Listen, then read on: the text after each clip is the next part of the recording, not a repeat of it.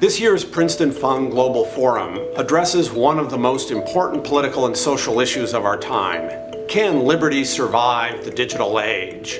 We're so happy to be here in Berlin because we just believe it's so important that Princeton get out into the world, and we mean that at all levels, that our students have an opportunity to live and learn and work abroad, that our faculty also have a chance to interact with faculty at other institutions, and that other faculty and policymakers and students from around the world have a chance to interact as well. We did a short walking tour in the pouring down rain the other day.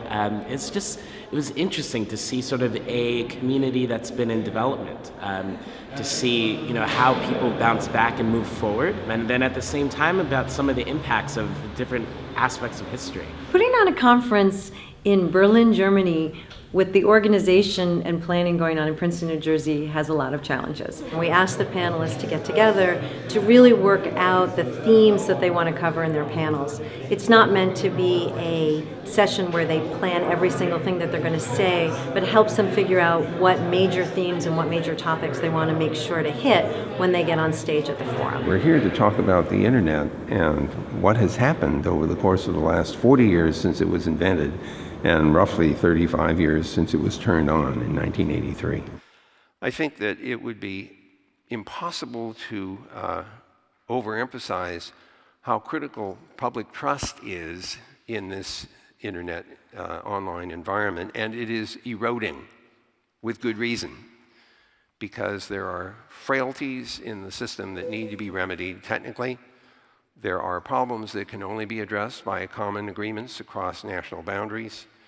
There are technologies like in the Internet of Things that need to be implemented in a way that regains people's trust in the safety and reliability of those devices. It is a pleasure to introduce our first panel, the World Wide Web. I do agree that there are technological issues that absolutely should be addressed, full stop. But I don't think the alternative is to have the government control these platforms. One of the things I'm very passionate about is to make sure that we set up systems and controls and ethical frameworks, co-regulatory frameworks, as well as laws that will work when the people in power are people you agree with, as well as when the people in power are people with whom you vehemently disagree. You need to future-proof whatever you're going to set up so that it will work, whatever your political persuasion is. There were people who are trying to do with this video. Thank you for coming here. In terms of our overall question, can liberty survive the digital age? What is it precisely that concerns you the most? David. I worry. There are at least two other David Dobkins that I'm aware of, because I get their mail, because we're conflated in various ways.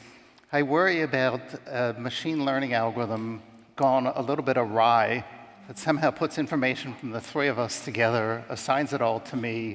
This semester, as it turns out, I'm teaching a course on IT policy, and two of my students are here. This forum is giving us an opportunity to hear certainly a European and a North American perspective, but also a global perspective that I think will really enrich our public policy education. And what's fascinating is that we talk about a lot of these issues in the classroom, but to be here and listen to practitioners and academics talk about the issue from both sides, working on it from the research side as well as how does this have policy implications on marginalized communities, etc., has been a great learning experience. Our third panel of the day, called The Internet of Things, or Is Your Bow Tie Really a Camera? First of all, the relevance of the conference itself. I think it's really struck a nerve with a lot of people to examine what democracy means in an era where information flows so freely in many ways, and what's technology's role in that. And I think it's particularly important for technologists to be a part of that discussion. Nick, give us some examples of ordinary use cases where things might not talk to each other perfectly. Sure. I think even though this panel is called, it refers to the Internet of Things, I think it's a little bit of a misnomer. We should really just think of it as the Internet. And by that, I mean, increasingly we're seeing more and more devices that have a Wi-Fi radio just baked into them. So it's cool now to have an internet-connected thermostat. Pretty soon, everything you buy is basically going to be connected to the internet. So what does that mean? Well, when I buy a house or sell a house, and there are now 100 things connected to the internet, from the thermostat to the door locks to the wall switches to the light bulbs. I'm not going to disassociate with all of those. I'm not going to, there's no easy way to delete all my data. So what's the factory reset for my house? We are grateful that Nayeli can join us here today to address a critical question: have we lost control of the internet? Please welcome Nayeli Cruz.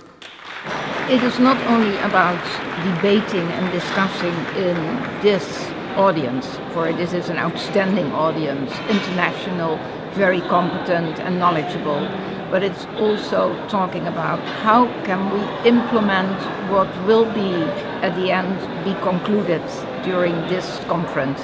Leaking has become a fact of our daily lives. Leaks in the White House, leaks via WikiLeaks.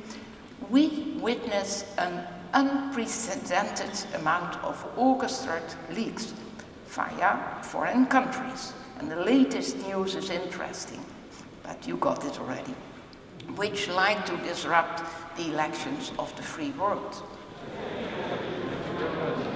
So I'm a third-year PhD student in computer science at Princeton. I'm here with other Princeton students as volunteers. Students coming from different majors, different areas of interest. We have graduate students and undergraduate students, people getting their masters, people getting their PhDs, people like me who are still undergraduate. It's a whole group of us. We're about to do a Facebook Live event, answering some questions about Berlin, about things we've learned at the forum. Hi, I'm Rose Kelly from the Woodrow Wilson School, and we are live on Facebook Live from the Princeton-Fung Global Forum in Berlin. I'm here with our student volunteers. We're going to ask them a couple We've been really pleased that we've had so many German media attend this year's event. We had 40 reporters sign up. We've had some great experiences with some TV crews, and we've been really thankful for their coverage.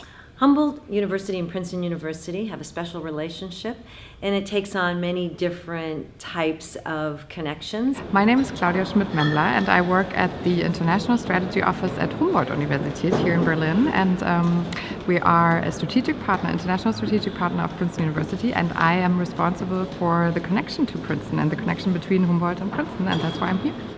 Please join me in welcoming Microsoft President Brad Smith. Thanks, thank you. I thought it was worth taking a page out of the history books and thinking a little bit about the diplomatic conference that had convened in Geneva in 1949. The diplomatic conference that had created the Fourth Geneva Convention that protects civilians in times of war. And I thought it was worthwhile to start to talk about creating a digital Geneva Convention. A convention that would bring the governments of the world together, at least those that are like-minded, so that they would pledge and create new international law. I came to Princeton in 1956 as a graduate student in the Woodrow Wilson School. So far, I must say, I'm not disappointed at all. It's been a very good conference, and especially today, the speech by Brad Smith was really extraordinary. Now I'd like to introduce our fourth panel entitled Communication Silos and Information Overload. Visual culture really matters.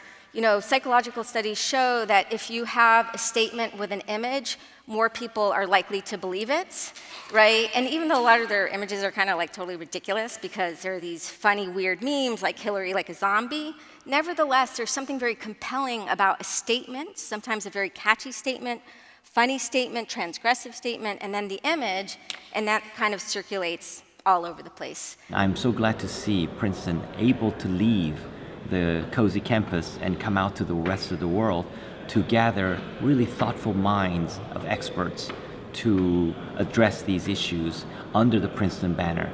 As Microsoft president said earlier today, all of these companies have produced transparency reports, and they're quite excellent when it comes to what governments are asking of them. So if a government asks for a user's data or asks for a piece of content to be taken down, you can go to Facebook or Google or Microsoft and find, kind of some information about what that looks like in those countries. But when it comes to terms of service takedowns, we know nothing. When we think about democracy and the internet, a lot of times we think about how nation states are restricting what we can do. But in fact, today, corporations like Facebook have more users than the entire country of China.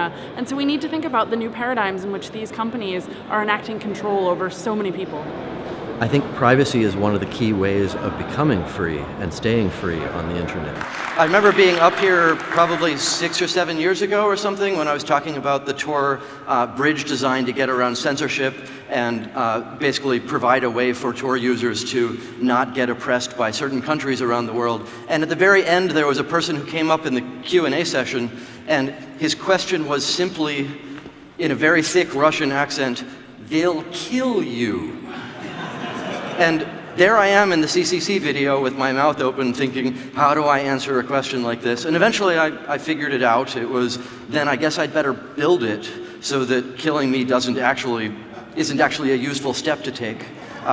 So here I am back in Berlin. Our last panel is Living with and Regulating Web 3.0+.